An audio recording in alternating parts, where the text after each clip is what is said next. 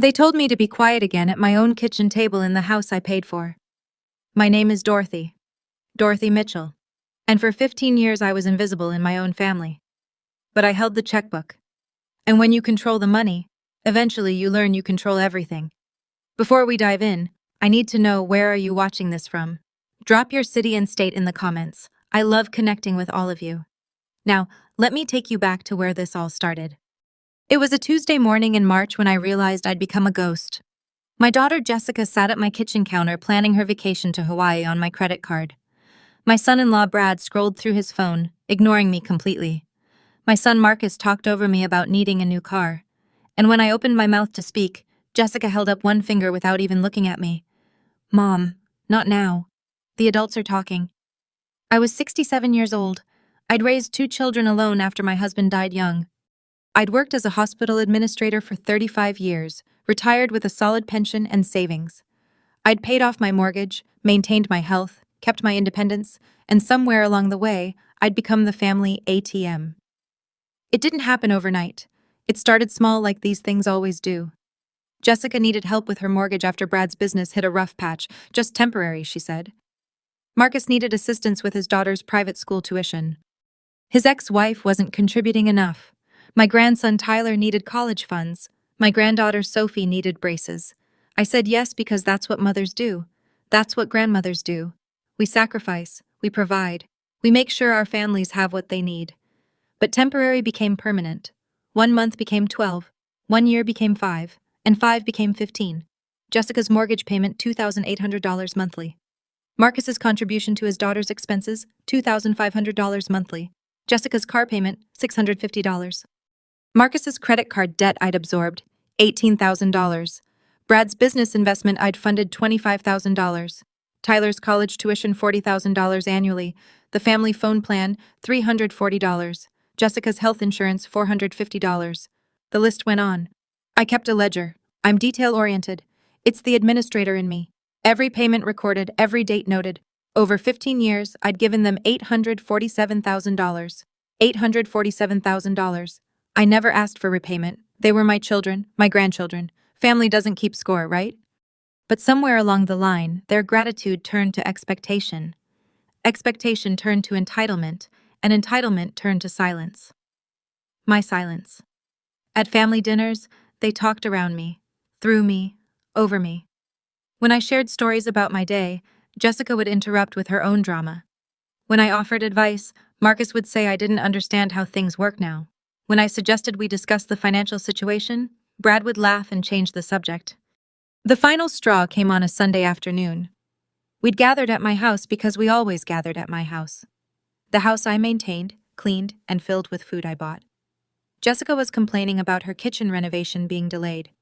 Brad wanted to upgrade to a luxury SUV. Marcus was planning a Vegas trip with his buddies. I cleared my throat. I need to talk to everyone about Mother.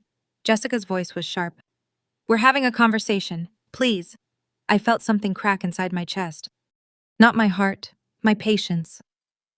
That night, I sat alone in my home office staring at my laptop screen. The ledger spreadsheet glowed back at me. Rows and rows of payments, transfers, covered bills, 15 years of financial records, 15 years of being taken for granted. I opened my banking app and looked at my accounts. Checking, savings, investment portfolio, retirement fund. All of it accessible to me, all of it under my control. I'd added Jessica and Marcus as authorized users years ago for emergencies. They had debit cards linked to my checking account. They knew my credit card numbers by heart. My finger hovered over the account settings. What if I just stopped? The thought felt revolutionary and terrifying at the same time. What kind of mother cuts off her children? What kind of grandmother says no? But then I remembered Jessica's finger held up to silence me, Brad's dismissive laugh, Marcus rolling his eyes when I spoke, the way they'd all continued their conversation as if I'd never opened my mouth. I thought about my friend Patricia from my book club. She told me about setting boundaries with her son after he drained her savings. Dorothy, she'd said, being a doormat doesn't make you a good mother. It makes you a used one. At the time, I thought she was being harsh. Now, sitting in the blue light of my computer screen at 11 p.m., her words felt like prophecy. I clicked into account settings, removed Jessica as an authorized user, removed Marcus, canceled their debit cards, changed all my passwords, set up two-factor authentication on everything. Then I went further. I called my credit card company and reported the cards compromised, requesting new numbers. I logged into my investment accounts and removed them as beneficiaries, replacing them with charities I'd always wanted to support. I contacted my mortgage company and removed their names from any documentation where I'd listed them as co-owners in case something happened to me. It took 3 hours. By 2 a.m., I'd systematically locked every financial door they'd been walking through freely. The last thing I did was draft a simple email. I didn't send it. I saved it in my drafts folder. Dear Jessica and Marcus, effective immediately. I will no longer be covering your expenses. All accounts have been secured. All cards have been canceled. All automatic payments have been stopped. This is not a discussion. This is a decision. Love, Mom. But I didn't send it because I wanted to watch what happened when the money simply stopped flowing without explanation. I wanted to see how long it took them to notice. I wanted to see if anyone would call to ask how I was doing rather than calling to ask why their payment was declined. I know it sounds petty, maybe it was, but after 15 years of being silenced, I wanted my actions to speak louder than any words they'd never let me finish. I went to bed that night feeling something I hadn't felt in years. Powerful. The next morning, I woke up to 17 missed calls. I made myself coffee slowly, ground the beans by hand, heated the water to exactly 200 degrees, used my French press. I sat at my kitchen table, and watched my phone buzz and light up like a Christmas tree. Jessica, 6 calls Marcus, 5 calls Brad, 3 calls Jessica again. 3 more calls, text messages flooded in. Mom, my card was declined at Target. What's going on? Dorothy, the mortgage payment didn't go through. Call me immediately. Mom, are you okay? Why aren't you answering? This isn't funny. Call me back. I sipped my coffee. It was excellent. Maybe the best coffee I'd ever made. The doorbell rang at 8:15. I knew who it would be before I opened it. Jessica stood on my porch, still in her yoga clothes, hair in a messy bun, face tight with panic. Mom. What is happening? My card isn't working. The mortgage payment bounced. Brad tried your credit card and it was declined. Are you having banking issues? Have you been hacked? I looked at my daughter. Really looked at her. When had she gotten those lines around her mouth? When had her eyes become so calculating? Come in, I said. She rushed past me, already pulling out her phone. We need to call the bank if someone's stolen your identity. No one stole anything. Jessica, sit down. Something in my voice made her stop. She turned slowly, phone still in her hand. I've secured my accounts, I said calmly. Changed passwords, removed authorized users, canceled cards. The money stops today. Her face went through several expressions. Confusion, disbelief, then something ugly. Anger. You what? Mom, you can't just... We have bills. We have obligations. The mortgage is due in 3 days. Yes, I said. You have bills. You have obligations. Not me. You. What are you talking about? I always paid them. Yes. For 15 years I paid your bills while you talked over me, dismissed me, silenced me at my own kitchen table, in my own house. Jessica's mouth opened and closed. This is about Sunday, Mom. I wasn't... You're being ridiculous. You're blowing this completely out of proportion. $847,000, I said quietly. She froze. What? That's how much I've given you and Marcus over 15 years. I kept records. Every payment, every transfer, every covered expense. $847,000. Ear of color drained from her face. Mom, we didn't ask you to keep track. You didn't ask me for anything. You expected it. There's a difference. This is insane. You're our mother. Family helps family. Family also respects family. Family listens when family speaks. Family doesn't silence family members at their own table like they're inconvenient children. Jessica's hands were shaking. So what? You're just cutting us off over one comment, not one comment. 15 years of comments. 15 years of being invisible, except when you needed my checkbook. Before we go further, if you're enjoying this story, please hit that subscribe button. You have no idea how much it means to this channel. Jessica's voice rose to a pitch I hadn't heard since she was a teenager. You can't do this. What about Tyler's tuition? What about my mortgage? Mom, we'll lose the house. Then I suggest you figure it out. I stood up, carrying my coffee cup to the sink.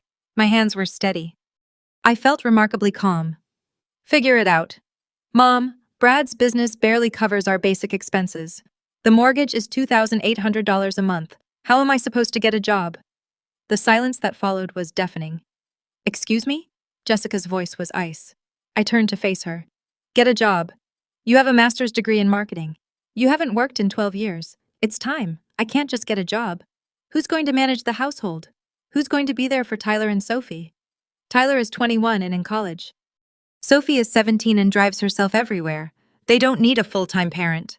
You need a full-time income. Jessica's face flushed red. This is unbelievable. You're really doing this? What about Marcus? Have you cut him off too? As if on cue, my phone rang. Marcus, I let it go to voicemail. Yes, I said simply. Jessica grabbed her purse, her movements jerky with rage.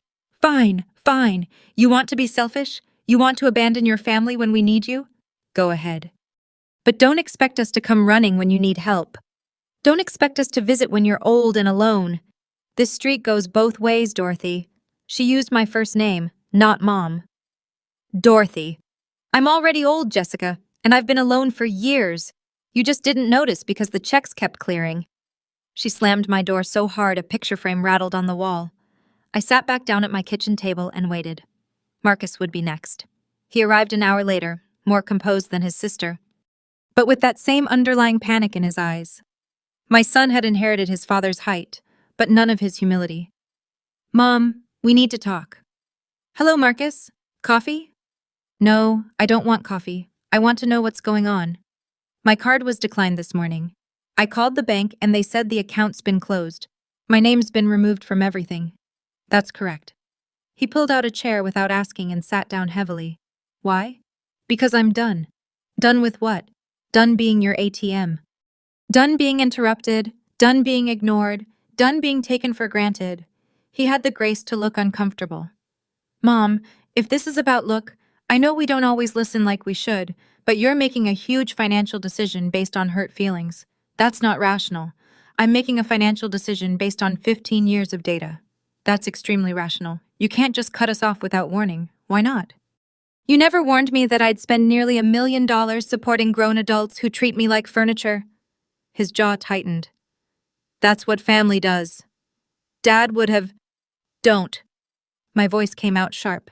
Don't you dare use your father's memory to manipulate me. Your father worked himself to death at 52. I will not do the same. Marcus leaned back in his chair, a different strategy forming behind his eyes. I could see it, the shift from aggression to negotiation. Okay, I hear you. You're right. We haven't been appreciative enough. We've taken you for granted. I'm sorry. Jessica's sorry. We can fix this.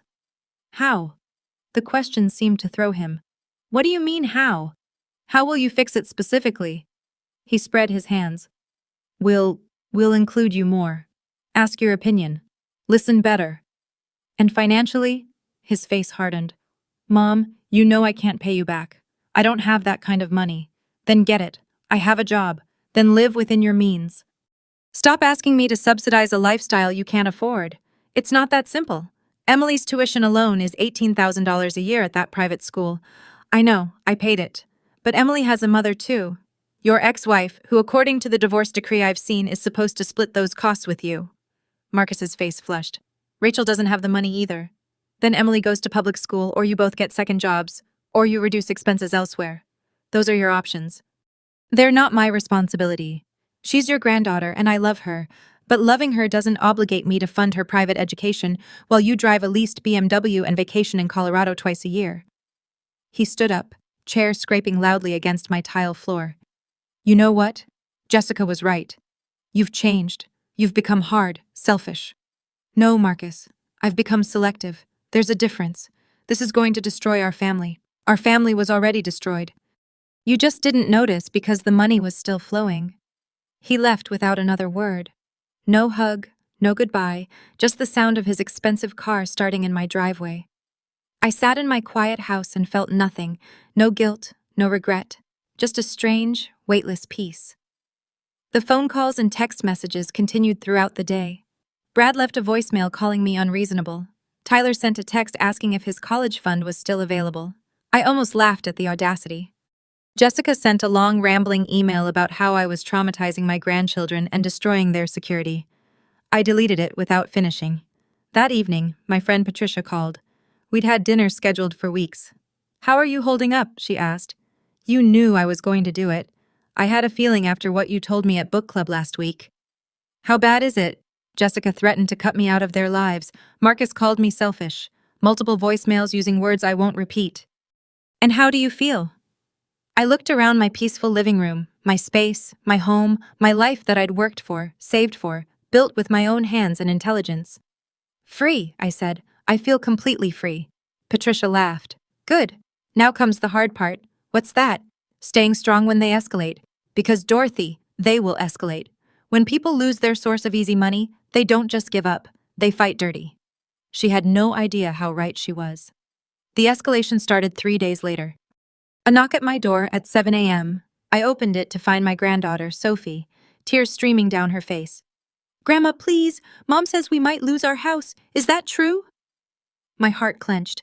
This was the tactic I dreaded, using the grandchildren as weapons. "Come in, sweetheart." Sophie sat on my couch, twisting her hands together. She was 17, beautiful, with her grandfather's kind eyes. "None of this was her fault. Your mom's house isn't going to be lost," I said gently. "Your parents have options. They're choosing not to pursue them, but Mom said you cut us off, that you stopped paying for everything." "Did she tell you how much I was paying? Did she tell you it's been 15 years? Sophie's face crumpled. She said, "You don't love us anymore." There it was, the knife twisted expertly by my own daughter. I took Sophie's hands. "Listen to me very carefully. I love you more than life itself. You, Tyler, Emily, you three are my heart. But loving you doesn't mean I have to fund your parents' choices. Do you understand the difference?" I think so. Your mom has a degree. She's brilliant. She can work. Your dad has a business. They can make different choices. This isn't about you. But what if they can't pay for my senior year activities? Prom costs money. Graduation costs money. Sophie, has your mother told you to ask me this?" Her silence was answer enough. "Sweetheart, I'm not the villain here, I promise you. This is about your parents learning to stand on their own feet. But if you need something, truly need something, you can always come to me directly, not through your mother directly." After Sophie left, I called my attorney. Eleanor, I know, ironic given my own name preferences, had handled my estate planning for 20 years. "I need to bulletproof everything," I told her. "Smart. What are we protecting against? My children attempting to claim financial elder abuse? Possibly seeking power of attorney or guardianship.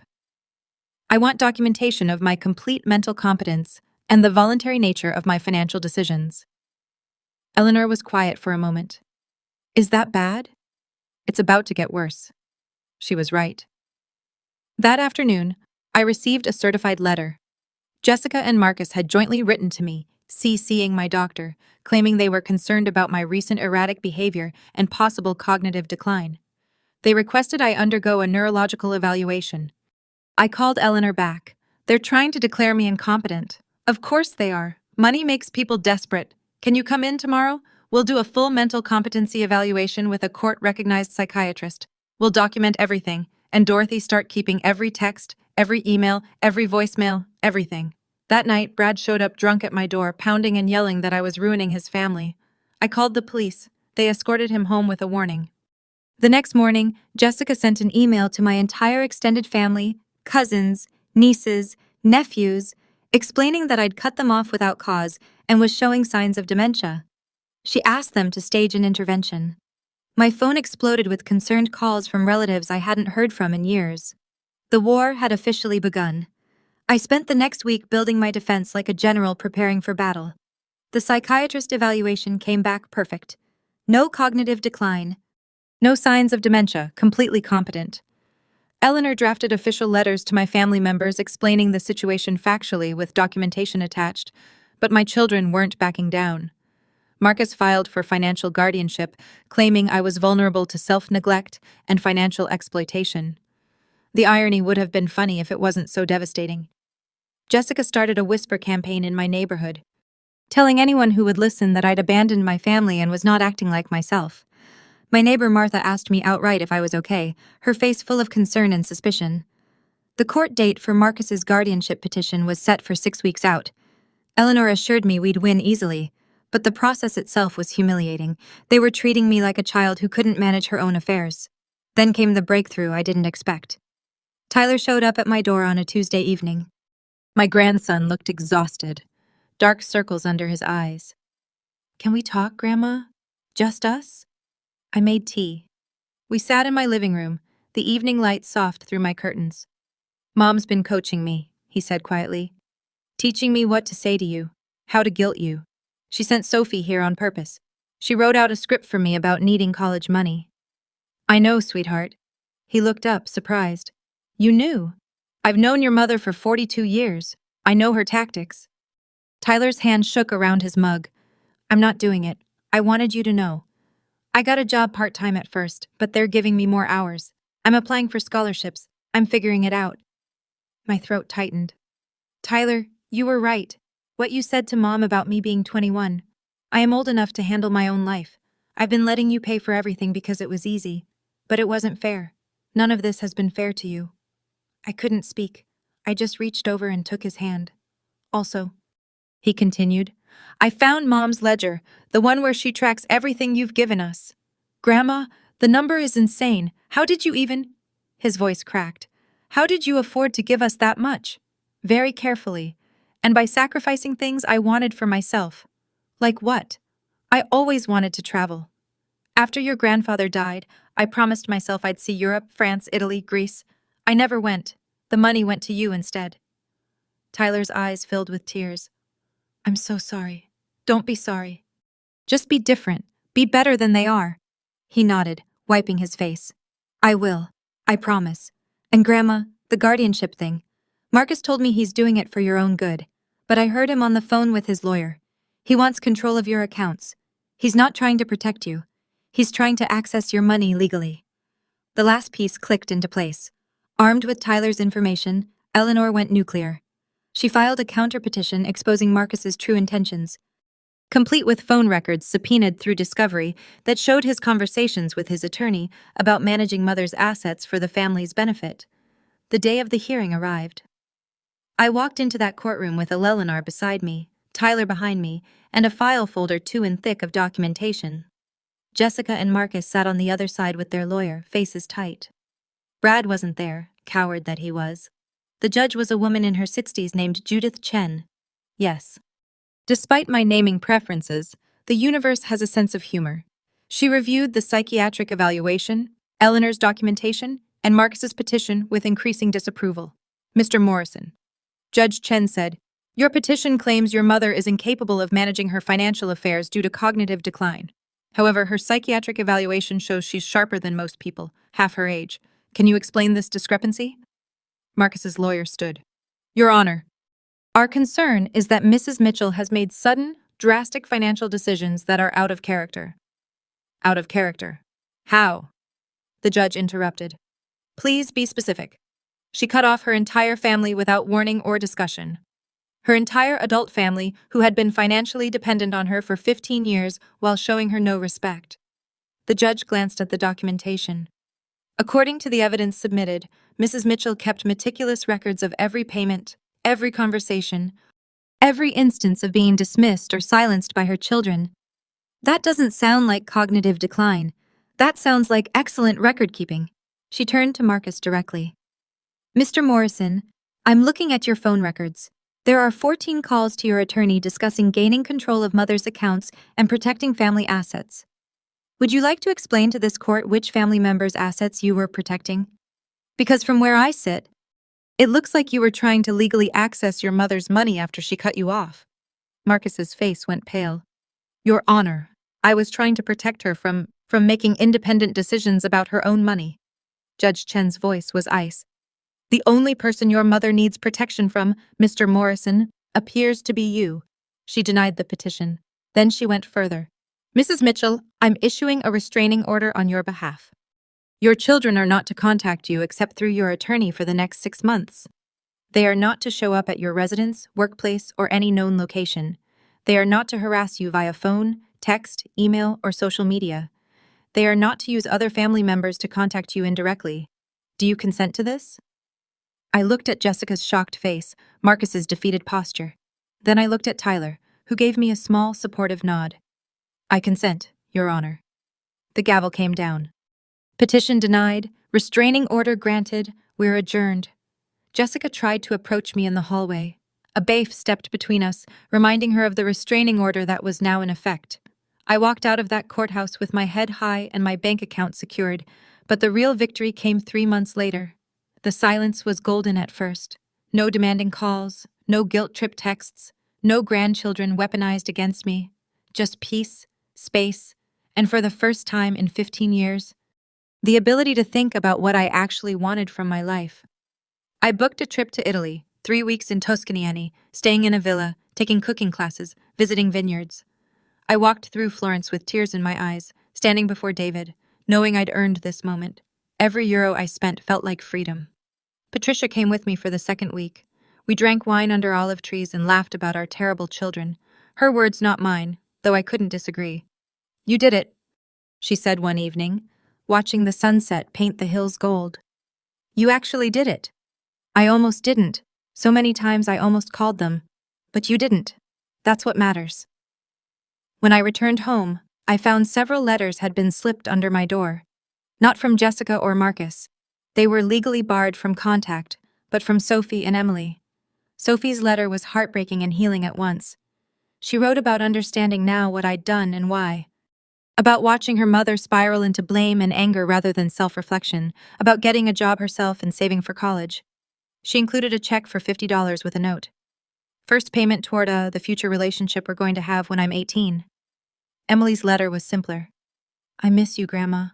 Mom says you're mean, but I don't think so. I think you're brave. Dad won't talk about it. But I heard him tell Rachel he should have managed his money better. Can I write to you sometimes? I cried reading those letters. Not sad tears, proud ones. The restraining order expired after 6 months. Jessica and Marcus were allowed to contact me again. Neither did. Instead, I received a call from Marcus's ex-wife, Rachel. Dorothy, I hope it's okay that I called. I wanted you to know that Emily talks about you constantly. She wants to see you, and I wanted to thank you. Thank me for stopping, for making Marcus face reality. He finally got a second job. He's paying his share of Emily's expenses consistently. He's becoming the father she needed. I know that wasn't your intention, but it's what happened. 3 weeks later, I met Emily for lunch. Just the two of us. She was 13 now, bright-eyed and chatty, and she told me everything about school, her friends, her life. She didn't ask me for money. She asked me about Italy. She asked me about my life. 6 months after that, Tyler graduated college. He'd finished on scholarship with the degree paid for by his own work and student loans he'd manage himself. He invited me to the ceremony. Jessica and Brad were there. We didn't speak, but after Tyler hugged me tight and whispered, "Thank you for teaching me I could do it myself." That's when I knew the money didn't matter. The years of payments didn't matter. What mattered was this.